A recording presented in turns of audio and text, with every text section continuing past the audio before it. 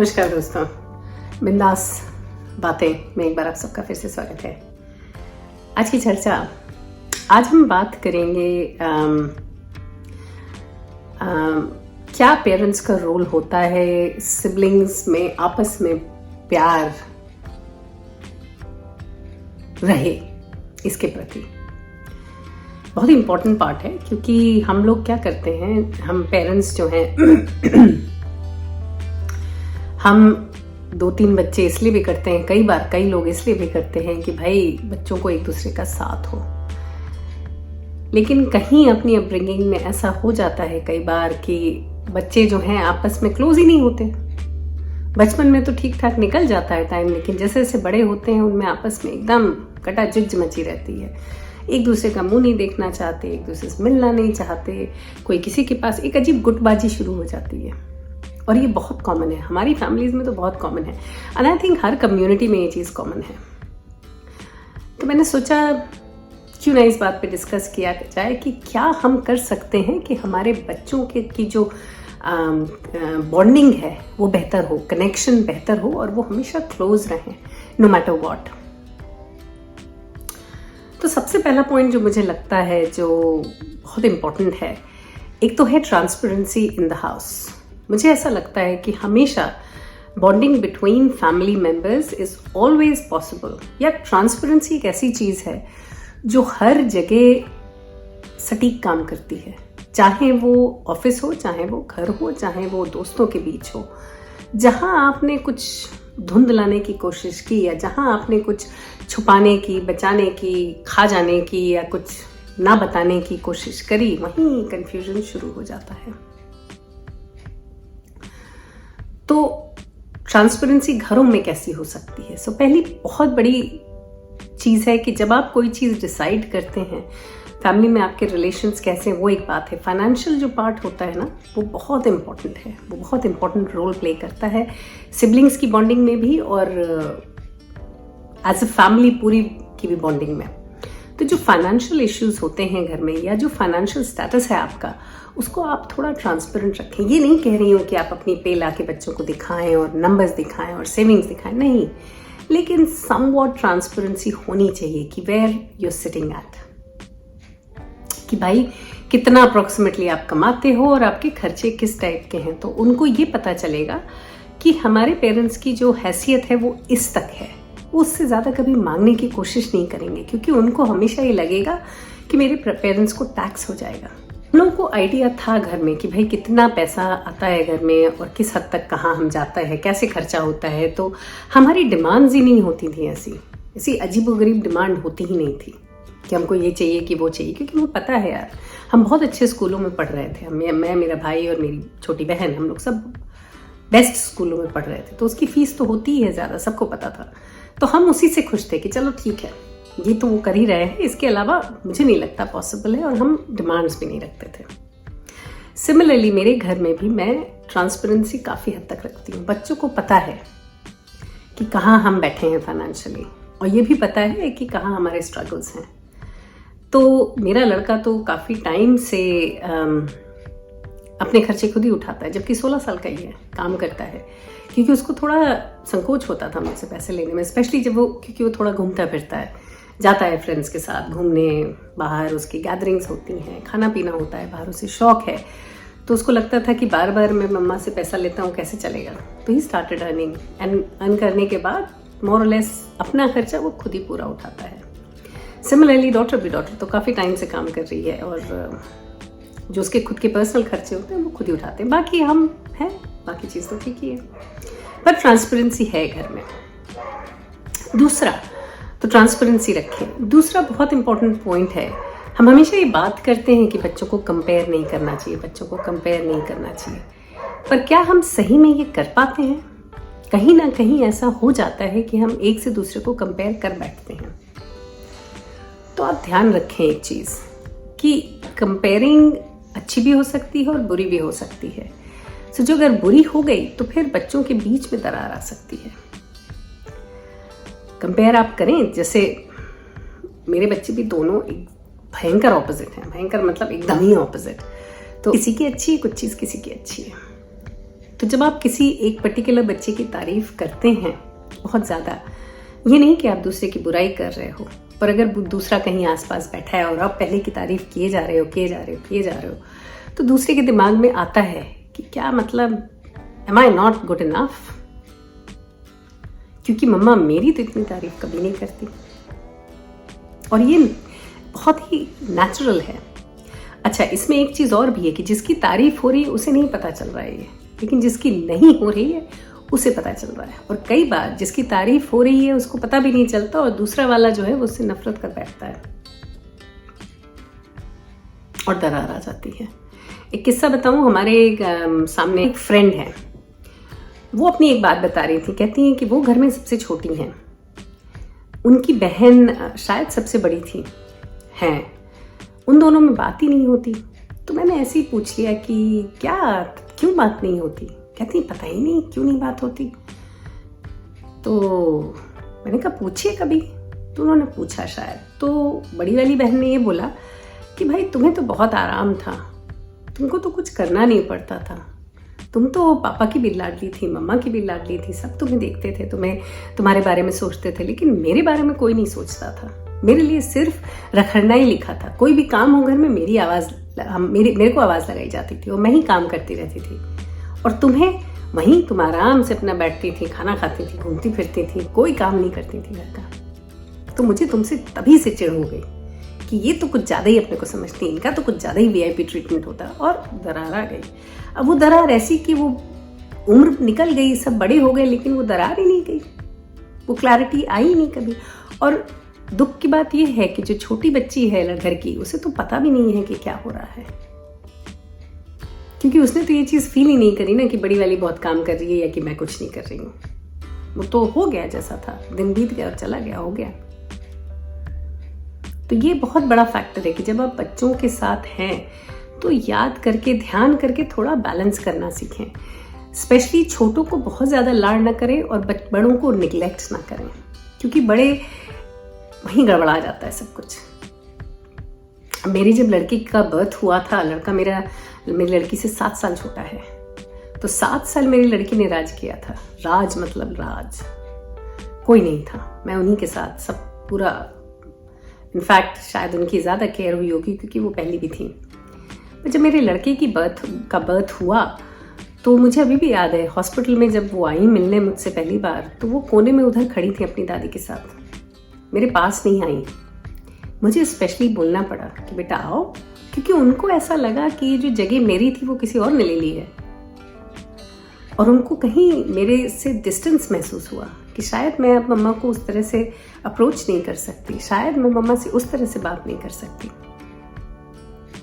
तो मुझे ध्यान करके उनको बुलाना पड़ा, उनसे खास करके बात करनी पड़ी। और फिर सोने का अरेंजमेंट ऐसा हुआ कि बच्चे दोनों मेरे साथ, क्योंकि वो साथ की थी, उनका अलग बेडरूम था, लेकिन उनको छोड़ नहीं सकते थे, क्योंकि अगर उनको छोड़ते तो उन्हें लगता है कि मम्मा सिर्फ भाई में ही बिजी रहती है, मुझे तो देखती नहीं है। तो बहुत ज़रूरी है कि थोड़ा ध्यान दे दोनों बच्चों में। चौथी चीज़ मुझे लगती है कि अगर कभी कुछ आपको लगे, इस चीज़ कॉन्शियस रहें कि आप कब किसकी तारीफ कर रहे हैं। बहुत ज़्यादा you should be conscious of what you are saying every day every time, कि आप जैसे किसी की तारीफ कर रहे हो या कोई एक चीज़ है। क्योंकि अगर देखिए, अगर 2 बच्चों में जो conventional style of good boys या गुड गर्ल्स होता है, गुड किड्स, अगर कोई एक बच्चा घर में कन्वेंशनली गुड है तो डेफिनेटली उसको प्रेज की ज़रूरत है। तो आप उसको प्रेज तो करोगे, तो पॉसिबल नहीं है कि आप उसको प्रेज नहीं करोगे। आप बोलोगे कि बेटा I am very proud of you, if you are, तो आपको बोलना पड़ेगा, क्योंकि that will motivate that kid to do even better. पर वहीं कहीं कभी कभार आपको दूसरे बच्चे से ये चीज़ पूछ लेनी चाहिए बहुत क्लियरली और ओपनली कि बेटा कभी कभी जब मैं तारीफ करती हूँ इस बच्चे की, तो तुम्हें बुरा लगता है क्या? तुम्हें कैसा महसूस होता है? मेरे यहाँ ऐसे कॉन्वर्सेशंस बहुत होते हैं और ऐसे कॉन्वर्सेशंस में ही वैसी चीज़ें खुलती हैं कि जब बच्चा बताएगा आपको कि उसको कैसा लगा उस वक्त, कि मे बी आई फील कि दूसरे बच्चे को लगा कि वो गुड इनफ नहीं है, जबकि उसको प्यार पूरा भरपूर मिल रहा है, लेकिन उसको फिर भी कभी कभी महसूस हो सकता है कि वो गुड इनफ नहीं है, क्योंकि उसकी तारीफ वैसे नहीं हो रही जैसे दूसरे की हो रही है। उसकी तारीफ जैसे हो रही है उसको वो एक्नॉलेज नहीं कर रहा, क्योंकि उसको ये तारीफ चाहिए जो दूसरे की हो रही है और वो उसको मिल नहीं रही है। तो आपको पूछना पड़ेगा और फिर इस चीज को बहुत क्लियर करना पड़ेगा कि बेटा कि जो चीज जिसमें अच्छी है उसको सराहना या उसकी तारीफ करना बहुत जरूरी है, लेकिन इसका मतलब ये नहीं है कि तुम अच्छे नहीं हो, तुम भी बहुत अच्छे हो और तुम्हारी क्वालिटीज XYZ हैं। और दूसरी चीज, इनकरेज करिए कि एक को दूसरे से बच्चे भी आपस में कंपेयर ना करें, क्योंकि कई बार बच्चे सोचने लगते हैं कि अरे काश मैं ये कर पाता, काश मैं अपनी भाई की तरह यहाँ पहुंच पाता, या काश मैं अपनी बहन की तरह ये कर पाती। सबके बस का सब नहीं होता और सब एक से होते नहीं हैं। सब दुनिया में अपने अपने पर्पस के लिए आए हैं, सबका काम अलग है। तो अगर हर आदमी वही काम करने लगेगा जो X कर रहा है तो फिर बाकी के काम कौन करेगा? तो अगर घर में एक बच्चा डॉक्टर है तो दूसरे को इंजीनियर बन जाना बेहतर है ना, कि वो भी नहीं बड़े भाई की तरह डॉक्टर ही बनूंगा या बाप की तरह। तो ये भी बहुत जानना जरूरी है कि आप जो हैं जब बच्चों की तारीफ करते खुल के तारीफ करें, जिसकी मन में आए उसकी करें, लेकिन दूसरे का ख्याल रखें कि वो क्या महसूस कर रहा है, और वो जो अगर गलत महसूस कर रहा है तो उसको हमेशा हील करें। और ये कॉन्वर्सेशन जो तारीफ होती है वो कई बार सबके सामने हो जाती है, पर जो हीलिंग प्रोसेस है वो अलग होना चाहिए इंडिविजुअली बच्चों के साथ, क्योंकि एक तो उसमें क्या है, आप वो एक्सक्लूसिव टाइम दे रहे हैं अपने बच्चों को, और उससे जब अगर आप हार्ट टू हार्ट टॉक करना चाहते हैं तो अगर दूसरा बच्चा होगा तो वो आप नहीं कर पाएंगे, क्योंकि दूसरा बच्चा बोलेगा ही कि मैं करता हूँ इसलिए मेरी तारीफ होती है, या मैं करती हूँ इसलिए मेरी तारीफ होती है। तुम भी कर लिया करो, तारीफ चाहिए अगर तुम्हें, तुमको ऐसा क्यों लगता है कि मैं बेटर हूँ, तुम ऐसा क्यों सोचते हो, तुम भी कर लो। दूसरा प्रॉब्लम आ सकता है। तो जब आप कनेक्ट होने की कोशिश कर रहे हैं बच्चों के साथ तो कई बार आपको इंडिविजुअल अटेंशन देना चाहिए। अगर आप हार्ट टू हार्ट टॉक कर रहे हैं, ग्रुप में नहीं होती heart to heart is always 1-on-1। तो ये भी ध्यान रखें कि बच्चों को 1-on-1 टाइम भी दें, हर बच्चे को। अच्छा, बच्चों के फेजेस आते हैं, बच्चे कभी होता है कि माँ को क्रेव करते हैं, कभी ऐसा टाइम आता है कि बच्चों को माँ की ज़रूरत ही नहीं महसूस होती, क्योंकि वो इंडिपेंडेंट से होने लगते हैं, और दूसरा कि शायद उनकी लाइफ में कोई ऐसा आ गया है जिसपे वो ज़्यादा ध्यान दे रहे हैं। लेकिन ध्यान रखें, गायब ना हो जाए पेरेंट्स को बैकग्राउंड में हमेशा रहना चाहिए, और ये कॉन्फिडेंस या ये बात हमेशा दोहराती रहनी चाहिए कि कभी कोई प्रॉब्लम हो तो बेटा हम हैं, आई एम देयर। हाँ, तुम घूमने जाते हो अकेले, तुम ये करते हो, तुम वो करते हो, तुम बहुत अच्छे हो, तुम सब कुछ कर लेते हो, लेकिन ध्यान रखना अगर वहाँ गए और ये प्रॉब्लम हुई तो मैं हूँ, मुझे फ़ोन कर देना या स्पीड डायल में। मेरा जो लड़का है बहुत इंडिपेंडेंटली घूमते फिरते हैं, सब कुछ करते हैं अपने आप, लेकिन मैं हमेशा ये चीज़ उनको समझाती हूँ कि बेटा यहाँ जाओगे तो XYZ हो सकता है, ऐसा भी हो सकता है, वैसा भी हो सकता है। मैं जानती हूँ तुम बहुत समझदार हो, सब कुछ है, लेकिन जस्ट हियर मी आउट। ये मेरी शांति के लिए, तुम्हारे लिए नहीं, तुम बहुत अच्छा है, सब कुछ ठीक है, लेकिन मेरी शांति के लिए तुम ये चीज़ें प्लीज़ ध्यान रखो। जैसे कि मैंने उसको बोला कि तुमको पावर बैंक एक लेके चलो, क्योंकि तुम लोग हमेशा फ़ोन पे रहते हो, प्लीज़ पावर बैंक लो और हमेशा वो चार्ज रहे, ये भी प्लीज़ मेक श्योर। तो घर से निकलो तो चार्ज पावर बैंक लेके निकलो, तो मुझे स्ट्रेस नहीं होगा। क्योंकि क्या होता है कि यहाँ एक वो ऐप है ना, लाइफ 360, वो मेरे लड़के ने मुझे डाउनलोड कराया, क्योंकि मैं हर बार पूछती थी वेर आर यू, तो उसने डाउनलोड कर दिया कि अब जब भी ज़रूरत पड़े आप देख लो कहाँ हो। तो हम, मेरी बेटी और बेटा सब कनेक्टेड हैं उसमें, तो हमारे वेयर अबाउट्स एक दूसरे को पता रहते हैं। पर वो ये भी बताता है कि अगर आपका फ़ोन डिस्चार्ज हो रहा है या 10% बैटरी रह गई तो वो इंडिकेट करता है।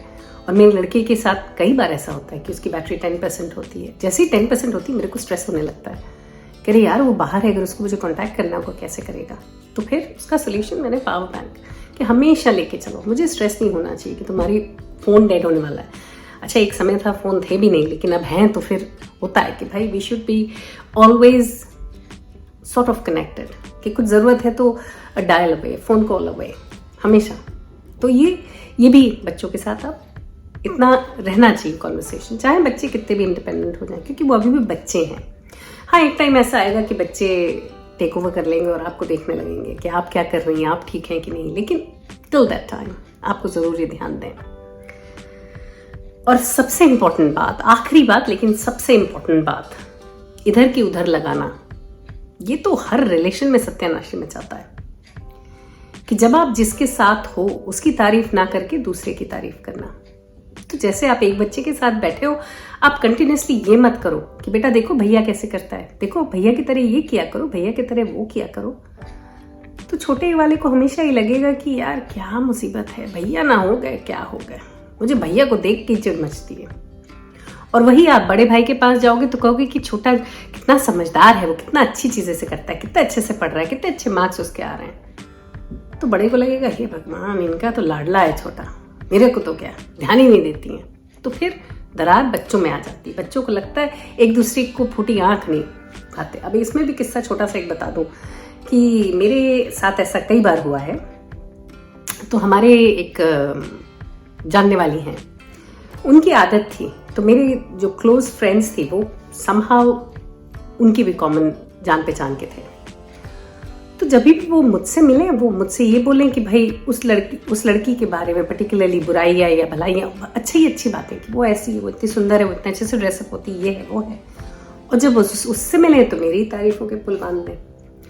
तो होता क्या था कि जब हम दोनों एक दूसरे से मिलते थे तो हम थोड़े क्रिटिकली रहते थे एक दूसरे के लिए, और थोड़ा एक अजीब सा ऑकवर्डनेस रहती थी।